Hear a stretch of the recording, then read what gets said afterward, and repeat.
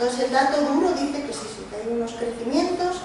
Pues ahora que encuentro el datito que tenía por aquí, fíjense, entre el 93 y el 2003, porque aunque el acuerdo entra en vigor el 1 de enero del 94, bueno, que está pactado a fines del 93, en esos 10 años el comercio crece un 117%. Lo que luego empieza a pasar cuando los estudios continúan, pues es que la mayor parte de ese comercio es un comercio intrafirmas, donde las empresas estadounidenses llegan, se colocan al otro lado de la frontera, donde van a vender mucho más barata, donde se pueden además exportar los componentes, y entonces, al día de hoy, el 70% del valor de lo que México exporta en manufactura, pues es fundamentalmente es estadounidense y es material importado. Eso significa que la relación de dependencia es... ¿Qué cosa fue pasando? Pues fue pasando que como el proceso promueve grandísimos niveles de concentración, el pez grande se empezó a poner chico.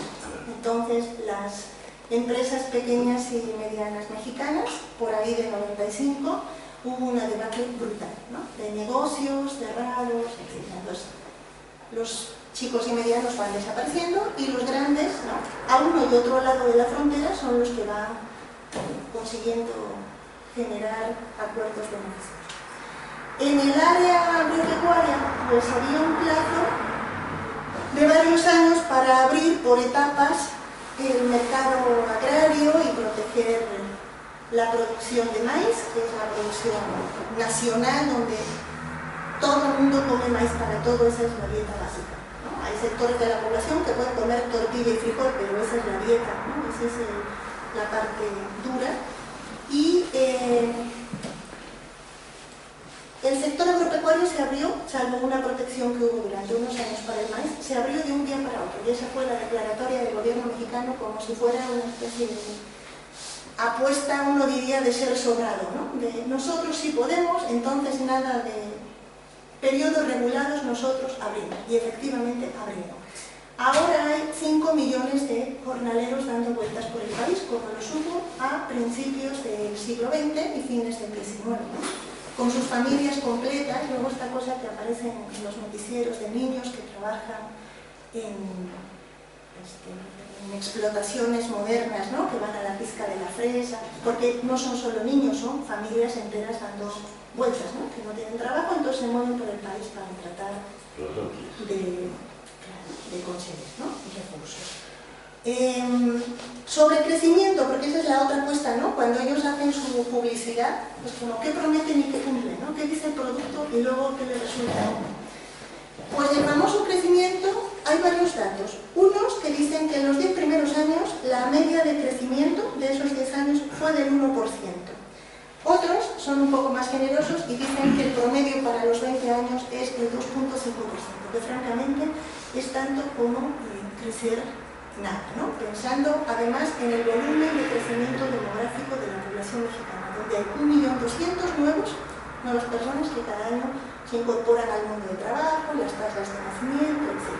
Entonces, el famoso crecimiento no fue, si uno revisa, sin embargo, los datos de México para los 60 y 70, y hasta inicios de los 80, cuando está la crisis, en eso que ellos dicen que funciona tan mal, que es un Estado mínimamente social, protector, interventor, etc., las tasas de crecimiento estaban por encima del 6%.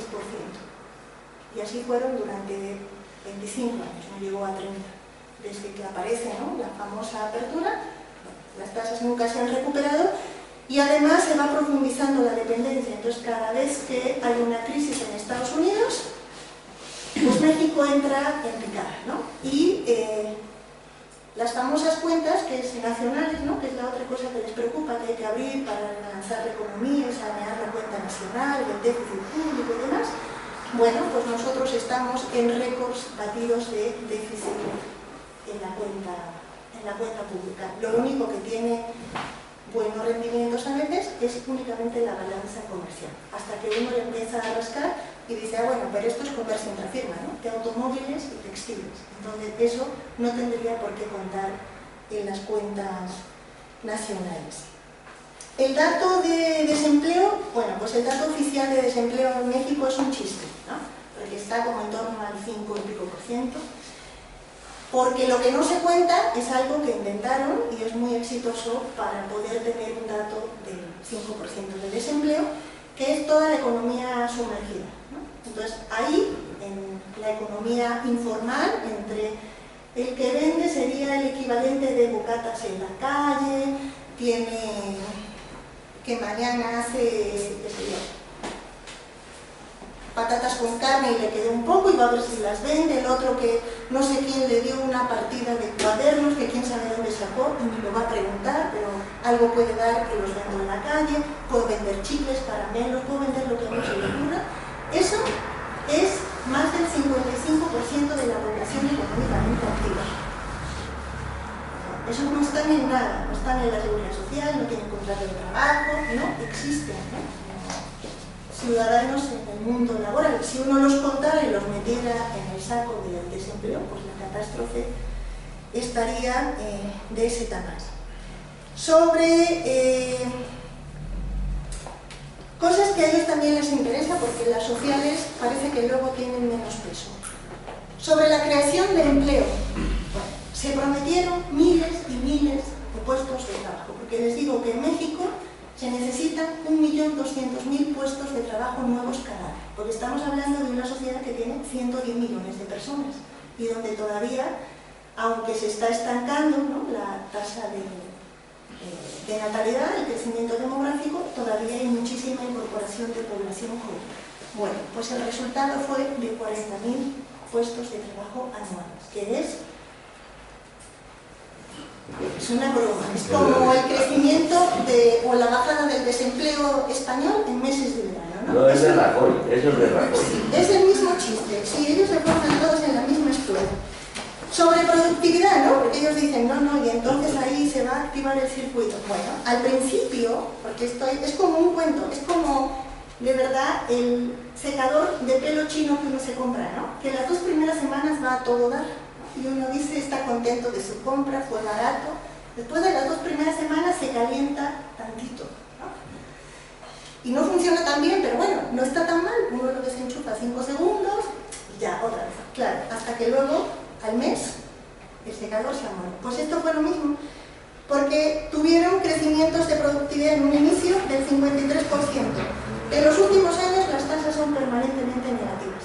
Y todos los crecimientos de productividad solo se han conseguido sobre explotación de la mano de obra, no sobre inversión en bienes de capital. O sea, no estamos hablando de un salto tecnológico que hizo que abrir la frontera con Estados Unidos implicara que iba a entrar tecnología para transformar el capitalismo mexicano.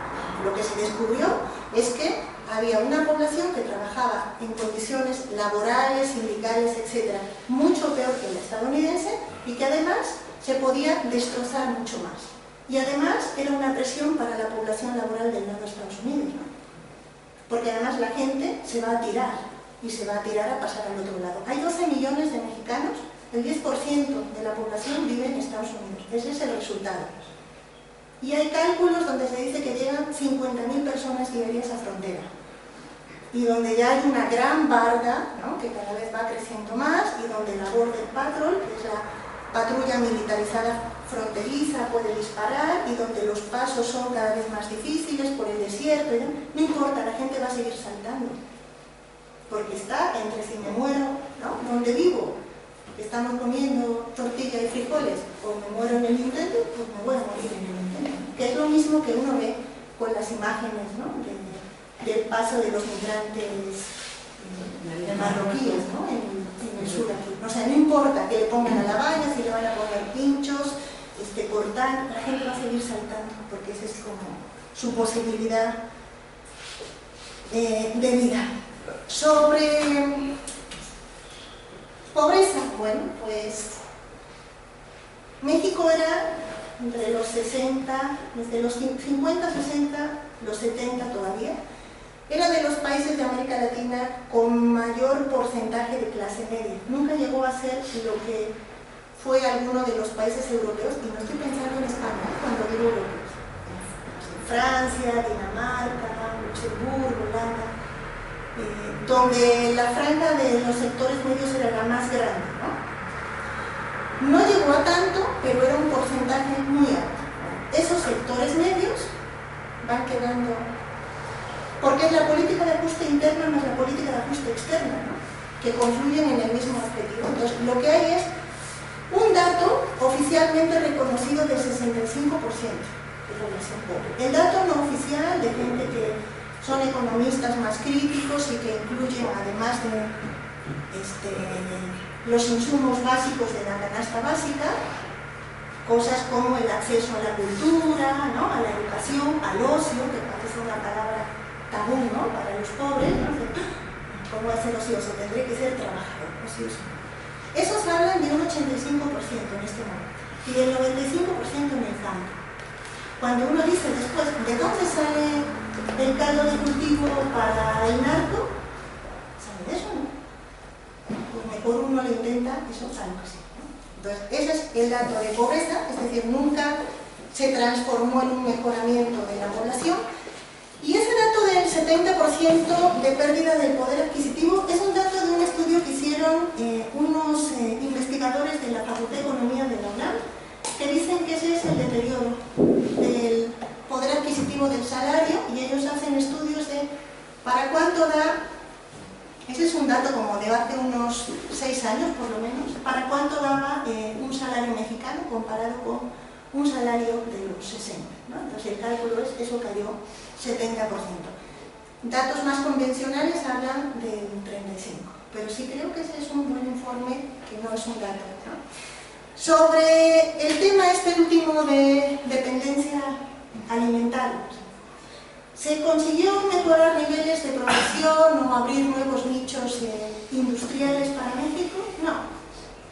Ahora, ese es como yo creo que una parte de los límites, ¿no?, con los que un país puede funcionar. O sea, ahora el problema es un problema de dependencia alimentaria donde ninguno de los granos básicos de la dieta, incluido el maíz, y miren, a lo mejor aquí decir el trigo, pero es que para los países mesoamericanos el maíz, o sea, es la fuente que ha garantizado la existencia durante miles de años. Todo está hecho a base de maíz. O sea, uno puede sobrevivir, enfrentar si hay maíz y si el precio del maíz es aceptable, ¿no?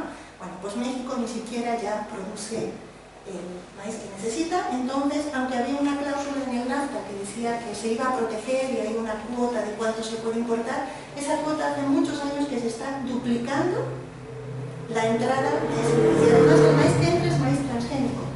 Entonces, pues ya hay denuncias, ya hace como 10 años, de estados del país donde hay maíz contaminado porque no hay quien pare el maíz transgénico, ¿no? Porque no hay cómo ponerle murallas al viento, ni a los insectos, ni a las cosas que pasan en la naturaleza, ¿no? Entonces se siembra maíz y entonces se contamina. Un maíz que estamos hablando que tiene 10.000 años de antigüedad, con procesos, ¿no?, de selección, con una gran variedad de tipos de maíz. Bueno, pues ese es el cuadro de dónde estamos ahora tras 20 años. Y la última, ahora en estas semanas, se aprobó la última parte que quedaba porque todo se ha vendido y se ha privatizado.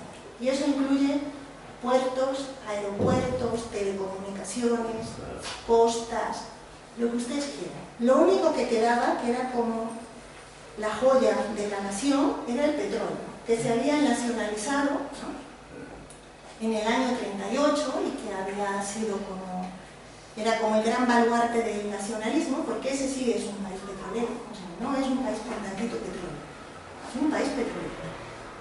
No tan grande como Venezuela, pero era el segundo país hasta que los brasileños encontraron unas reservas, era el segundo, es como el tercer país en reservas petroleras, era lo único que se había como conseguido contener. La contención también era relativa, porque poquito a poco estaban las herramientas jurídicas que decían que había que abrir no la petroquímica básica, sino la secundaria. Y entonces lo que hicieron fue reclasificar toda una serie de productos de la petroquímica básica, pasaron a la secundaria, ¿no? Y entonces después ya se pudo abrir. Entonces, hay un proceso de privatización que ya estaba, ya caminaba.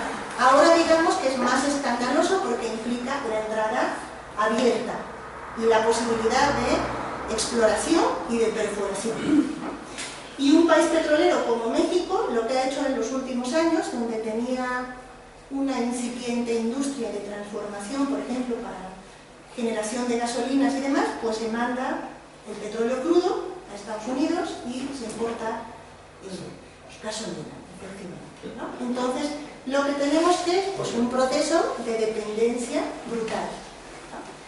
Pero un gran negocio para las grandes compañías que sí están en el negocio, ¿no? Mexicanas, estadounidenses, canadienses, y yo quiero poner la patita de las españolas, ¿no? Porque aunque no son parte del tratado, pero es parte del negocio. Entonces, uno puede decir, ¿es exitoso? Sí, claro. O sea, para esas grandes compañías, Slim, como el hombre más rico del mundo, no se hace rico de casualidad, ¿no?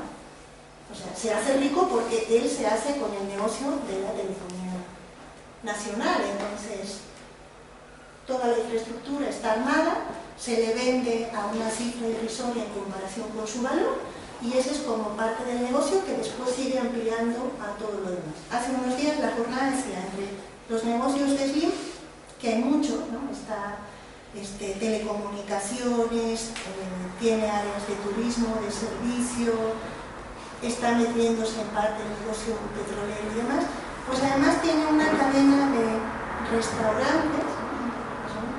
Como restaurantes, cafeterías, que están en todo el país, donde uno vaya hay un Sambors. Y denunciaba que una trabajadora del Sambors decía que su salario, más de la mitad de su salario correspondía a propinas.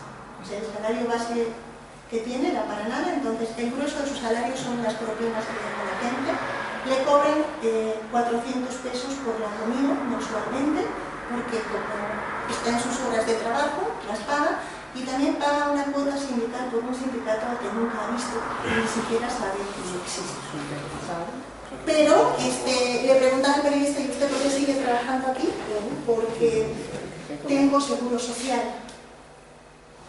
Porque la gran mayoría de la población, tanto como la mitad, no tiene ningún seguro social. Entonces el seguro social, que era público y bueno, ya se hizo no tan bueno, ¿no? Por decirlo así. Pero es distinto no tener nada a tener algo que no sea bueno, ¿no? Entonces ese es el enganche. Y cierro muy rápido, si podemos pasar ahí. Bueno, me lo voy a saltar porque quiero pasar directamente al que sigue. Creo que hay una parte que tiene que ver con eso. Yo me hacía como algunas preguntas para el caso español, porque uno dice, bueno, ¿dónde está este circuito de lo que va pasando y cómo es el mapa del mundo, ¿no? Porque a veces cuando uno ve esta relación México-Estados Unidos parece que además nosotros tenemos 3.000 kilómetros de frontera, ¿no? Como la frontera natural, ahí estamos pegados. Pero uno dice, estos saltos de la Unión Europea, entonces ahora el acuerdo con Estados Unidos, hace no tanto no se la llevaban tan mal, ¿no? Los europeos con los rusos, ahora sí se la están llevando medio mal. Entonces hay como una serie de, a veces alianzas y a veces pleitos, ¿no? Y eso no es en sí contradictorio, es parte de cómo están los juegos del mapa del mundo, ¿no? Y de cómo los recursos, y son recursos humanos, y son recursos naturales, y son mercados, sí son centrales. Y con cosas que había gente que ya decía hace más de 100 años, que el juego del capitalismo es un juego no necesariamente marxista, ¿sí? Estoy hablando de una parte de los geopolíticos que decían, es que ellos decían la economía, ¿no? El capitalismo necesita áreas de expansión, ¿no? O sea, no hay de otra, hay una necesidad creciente y a partir de ahí se van generando acuerdos o desacuerdos que en algún momento llegaron a guerras, ahora también, ¿no? Y luego va a Ucrania y va a donde tenga que ir. O puede llegar a acuerdos en algunas áreas, ¿no? Puede haber acuerdos como para cosas comerciales, en este asunto Unión Europea, Estados Unidos, y en otras cosas pueden tener Europa sus asociaciones con otra parte de la Europa continental y tener sus diferencias con Estados Unidos. Y eso no parece ser un gran problema mientras se consiga lo que se necesita. Pero les digo un punto que yo quiero como poner en la discusión es ¿qué pinta España en todo este tinglado? Y desde dónde nos vemos o desde dónde se ve, porque creo que hay una lectura donde, en esta lectura de las relaciones entre estados, pareciera que España es un país pequeño, ¿no? Es un país del Mediterráneo, Portugal está un poco peor, pero bueno, en el bloque de Portugal, Grecia, Italia, entonces es un país de la periferia, no es un país central. Y ser país de la periferia no tiene que ver con la capacidad de decisión y de ejercicio de poder, ¿no? Si uno lo compara con Alemania o con Francia, esos son los países centrales del mundo europeo. Y sin embargo uno dice, híjole, pero hay una parte que yo creo que aquí muy pocas veces se ve y se incorpora al debate, que es que España sí tiene grandes negocios y los ha tenido en América Latina. La entrada de España en los procesos de privatización y de desmantelamiento latinoamericano de los 90 ha sido aparecida, nombrada como la segunda conquista. Y estamos hablando de empresas y de negocios multimillonarios que incluyen sector bancario, que incluyen telecomunicaciones, ¿no? Con la telefonía telefónica, que incluyen áreas energéticas, ¿no? Sea Repsol, sea Endesa, o sea, no son cosas chicas, ¿no? Entonces, cuando uno ve esta otra cara, y les digo, o sea, estamos hablando de que España era, o fue, durante un tiempo, en algunas áreas, el segundo y tercer inversor, después de Estados Unidos. O sea, los negocios no eran chicos. Ahora la inversión el año pasado cayó un 53%. Sin embargo, las empresas que todavía resisten y dicen resistir bien, son las que mantienen sus negocios allá. El Santander hace ya el 75% de sus ganancias, el 50% del Santander y el 75% BBV. Las hace en América Latina. O sea, es un nicho de protección, ¿no? Les digo, esos grandes negocios desde mediados de los 90 han pasado 10 años, un poco más. Está como la entrada de España mucho antes a la Unión Europea. Y fíjense que yo buscaba la lista de qué cosas exportamos, porque uno diría, bueno, con esto de la entrada al mundo europeo, con esto de esos negocios, algo tuvo que pasar, ¿no? Pues miren, la lista no es muy distinta al caso mexicano, o a esa idea que tenemos de los países subdesarrollados. El 10% de las exportaciones españolas, y es la cifra más alta del rubro exportación, son automóviles. No se sabe si es comercio intrafirma o no, si es ensamble o es en verdad producción con investigación, desarrollo y demás. Este dato es muy gracioso porque hay un 6% de petróleo y derivados. Y yo digo, ¿y dónde estarán los recursos petroleros españoles? Porque este país no tiene petróleo, ¿no? Salvo los recursos serán, no sé, de Repsol que comercian quién sabe dónde. Hay otro 6% en frutas y legumbres, que ese ha sido histórico. El mexicano también. Si uno ve qué es lo que se exporta, frutas, verduras, componentes de ordenadores, de computadoras y sector automotriz, ¿no? Hay un 5% de textiles. Este es histórico. Este ha sido desde la Edad Media. Hacemos esta. Un 5% de componentes de automóviles, que uno no sabe si estos son solo componentes y los de antes son. Un 4% de medicamentos, un 4% de carne, legumbres, pescas, un 4% de aparatos eléctricos, un 3% de plástico, un 3,5% de maquinaria ingeniera. Esto es como un indicador como de posibilidad de competencia que es muy vulnerable, pero sin embargo el sector empresarial y financiero en el exterior no es cualquier cosa. O sea, si uno ve esto, uno imaginaría que estamos hablando de empresas pequeñas o de una economía muy vulnerable, y sin embargo hay un lado que no está operando así, ¿no? Que habría que ver qué con eso. Y un punto con el que ya ahora sí acabo es el de discutir esta condición que puede ser una condición simultánea. Se puede ser país dependiente, no haber superado niveles, y a mí no me gusta el término, de subdesarrollo, es decir, de estructuras económicas que no están articuladas, y al mismo tiempo se pueden tener ejercicios imperiales en el exterior. Ese es el caso brasileño, o sea, es una potencia que está en los BRICS y al mismo tiempo es el país con mayor desigualdad en América Latina, o sea, que significa que territorialmente, estructuralmente en el ámbito económico, en el ámbito social, las fracturas son muy grandes, ¿no? Pero hay un ejercicio en la región que tiene un peso de liderazgo, de capacidad de extracción de excedentes de nosotros. Parece que este país extrae una parte de ese excedente.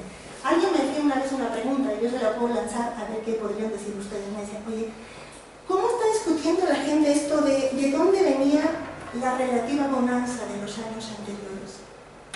¿Cuál es la idea que la gente tiene? ¿De cuál era el foco que permitía una cierta distribución? ¿Era un foco interno solamente? ¿La gente lo ve desde ahí? Porque yo lo que quiero un poco dejar aquí es que hay una serie de empresas haciendo grandes negocios.